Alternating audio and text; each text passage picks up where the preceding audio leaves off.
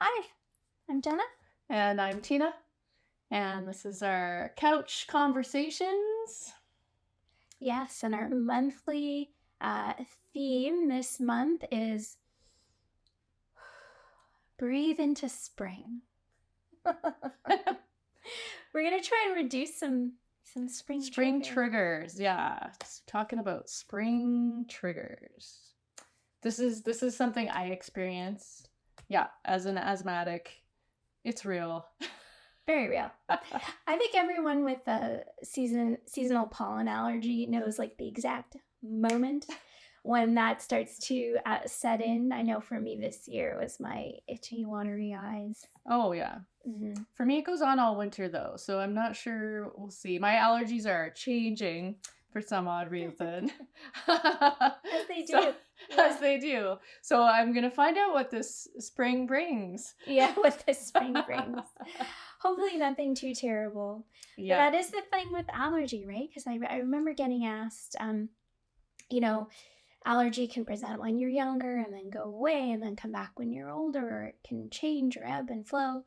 And I think what we're learning is that climate change has a big impact on allergies as well. True, and it actually is kind of shifting the allergy seasons. Mm-hmm. And unfortunately, because there is warming, it's lengthening some of the allergy seasons. So they're starting earlier and finishing later. Yeah. The other impact I was reading about is how the little pollens. So often these spring allergies, these pollen allergies from trees or grass and things, we can't see them. They're very small. There are the big ones that we sometimes see floating around, but they're the white fluffies. Yeah, the white fluff ones. But often they're very small. We can't even see them, and there are these bursts of those pollens that happen, and so those bursts are happening more frequently, and the small pollen particles are smaller. And when things are smaller, they get deeper down in our lungs, don't they? They really do. Yeah, and they're so tiny. They just float on the air. Can't see them, like you said. And then we inhale them and maybe we exhale them. But some of them are going to stick because we've got moistness. So we love that word. Humidity in our lungs. And so they might just stick to our airways, stick in our little air sacs. And then what do they do when they get there? Oh no, they might grow and encourage bacteria, and they're gonna irritate our lungs and irritate our airways and make us cough and sneeze if they're up in our nose. Yeah, because that is the connection we forget about sometimes, and this is really important if you have asthma, is that airway goes all the way from our upper airway, our nose and our sinuses, down into our lungs. And so we can breathe in those pollen allergies. It can irritate and inflame and trigger us down in our lungs. But it can also do the same for our nose. Yeah. And get sinus inflammation, sinus congestion. Mm-hmm. Yeah. So where do you feel your allergies the most when they start to bug you? Well, first, I feel it in my eyes because, my eyes just, I water. One day it was like one eye was crying. Just one. Just one. But then I get a dry cough. Yep. And it's not even in the moment of being outside. Right. It just generally happens that I have this dry cough and clearing my throat. Yeah. And so you might not even associate that with asthma. Mm-hmm. You just, or, and nothing comes up at first, it's nothing. I don't know. I'm not sick. This is a dry throat. Maybe I need to drink more water. Yeah. And if I wasn't a respiratory therapist, I don't think I would have connected that to my asthma. Right. Yeah. And I think what you're kind of describing is this idea that we know that an allergic reaction in our body has two phases. It has that early phase, so there's certain inflammatory cells that once they detect that foreign invader allergy, they set off the alarms, and you kind of get that early phase reaction, whatever that is for you, itchy eyes, runny nose, coughing if it's asthma or down in your lungs. It can be anywhere in your body. Anywhere, itchy skin, even GI issues too can be related to your asthma, your allergies. Yeah, once you get inflamed, it's it can be whole body. Right. And then there's that late phase reaction. So that kind of 6 to 8 hours after, a whole other army of inflammatory mediators, we call them. Then I start wheezing. Oh my gosh. When I start hearing that, no, that's asthma. It can be for confusing. sure. So what are we to do? Because I know springtime is also a time where I'm feeling a bit rejuvenated.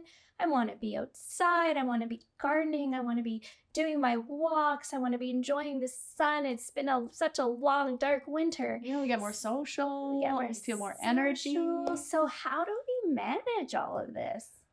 How can, for some of us, the outside kind of feels like our enemy in the springtime. Yeah, it can. And it might even get to the point you might want to wear a mask when it's really high pollen season. It can help to do allergy testing so that you can learn what things you're allergic to, and then you can find out when those seasons are or when those months are.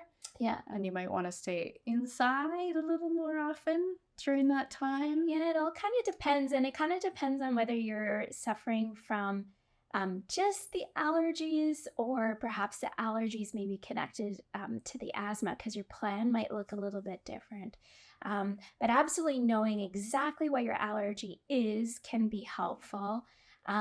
Knowing when the levels are high, because some days I feel like I go out there and it doesn't take much, right? You're triggered.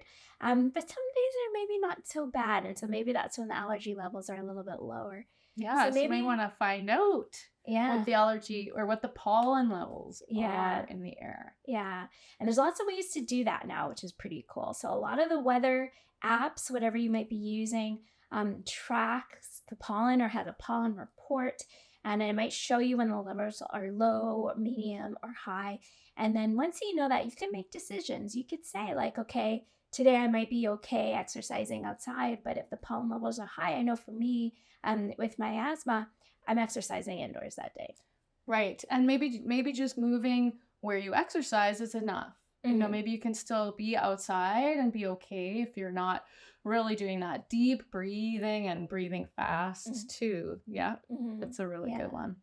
Yeah. And then the other thing that might help in this balance of enjoying the outdoors with your spring potential spring pollen allergies is once you are active outdoors, recognizing that those pollens are sneaky. They come in with you on your clothes and in your hair. Especially if you're gardening. They might really be on you. Yeah, that's right. If you're bonding with them. Yeah, that's right. So it's shown to be helpful that maybe if you come in and you're triggered by these spring pollen allergies, change your clothes, have a shower, wash your hair, just physically get them off of you. Yeah. Because then they can become, if you shake your clothes or you're moving around indoors, then they can become floating around and become this pollen concentration in your house. Yeah. Do and so I've been dealing many decades with allergies.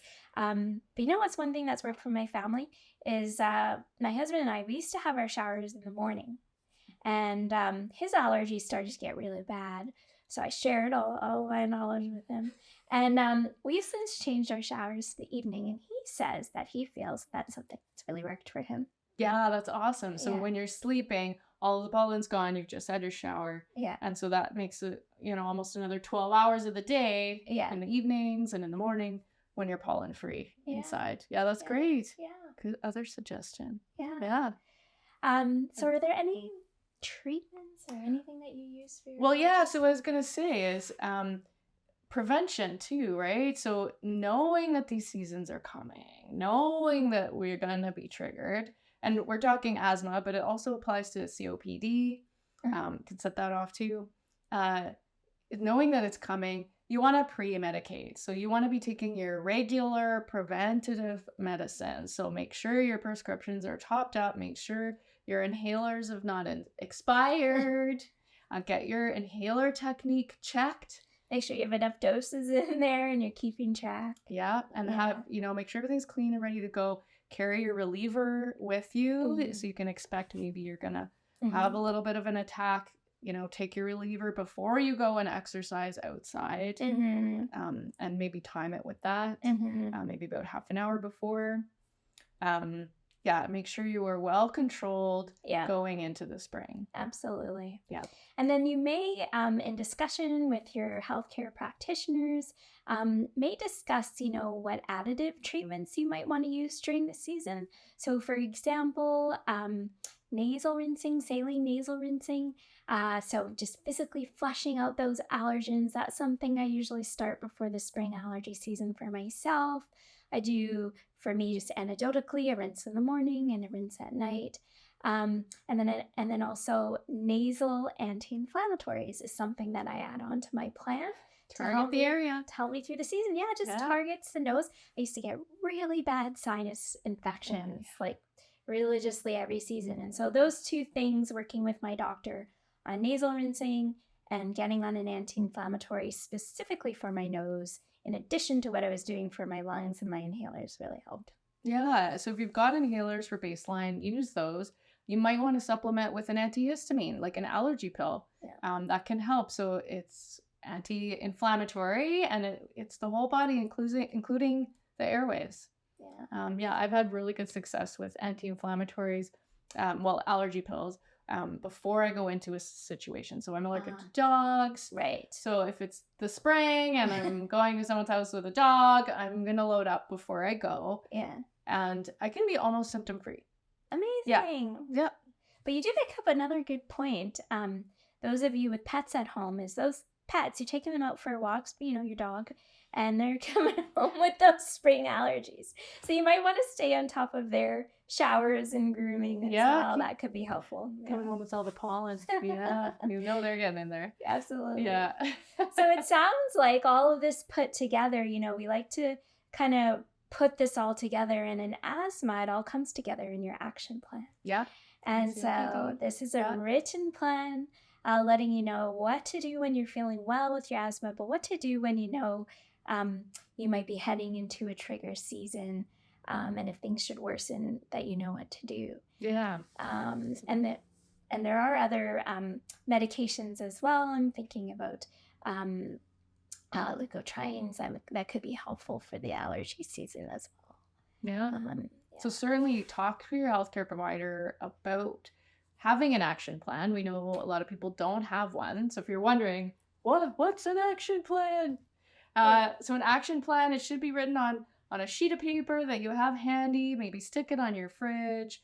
Keep it around. And it has 3 or 4 zones, and they're like a traffic light. So green zone is good. It's where you want to be. That's your happy baseline. And then it kind of gets worse from there, and it goes by symptoms. Yeah. So if you have more symptoms, then there would be steps you can take to manage those and bring it down and bring you back to the green zone. So the point is to always go back to this green happy zone where you're doing good things for your breathing, and it's keeping your lungs and your breathing happy and fairly symptom-free. Yeah. So as it gets worse, you might step up and then eventually get to the red zone, which is where you should be reaching out, going to a hospital and getting some help. Mm-hmm. And so if you have an action plan, this will help you take steps on your own. You'll have tools in place, maybe even prescriptions waiting for you at the drugstore, with your pharmacist. So these are things that your healthcare provider might be willing to set up in advance, and so that you can do it without waiting for an appointment. You don't want to be waiting days to get this under control. Yeah. You want to keep your lungs happy all the time. Absolutely. Yeah. Your action plan is also a guide to, or a tool that can help you to know if you're not quite getting back to your green zone, or if you go through every year and you find every year you're heading into your yellow or moving along this plan, to go back to see what your options are. So, whether it's a differential diagnosis or some additive treatment. So in terms of spring pollen allergies, we haven't even talked about immunotherapy, so allergy shots or oral immunotherapy, which are tablets under the tongue, which can work to help get your body essentially used to the allergen. So it kind of tells your body, hey, hey, hey, you don't have to like come in with all guns blaring here every time you inhale a pollen allergy, but it starts to help your body kind of get used to it. And if you have asthma and um, if your lungs are at a certain level, this could be very much be a part of your treatment plan, and you'd want to talk to an allergist about it. Yeah, and yeah, exactly. So maybe your green zone involves more therapy than others, or than it did before. But if that keeps you in the green zone, then that's what you need. Absolutely. Yeah. So I guess what we're saying here is we are breathing into spring. We want to enjoy our spring. Spring helps us to transition out of winter and into some energy and some sunshine and some joy. Yeah, and just pace yourself too, right? Yeah. Like we get all excited, we start going out, seeing people more, spending more time outside, and that can be a lot of change. That's right. Right? Yeah. That can make us sick and exhausted and not able to fight anything off too, right? The spring right. colds. Right. So just pace yourself, hey pal. Pace yourself. Yeah. Think about what's coming. Be prepared. Yeah. So that you can breathe into spring.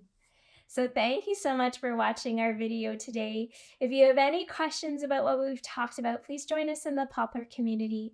Ask your questions. We enjoy answering them, and we'll see you in the next video.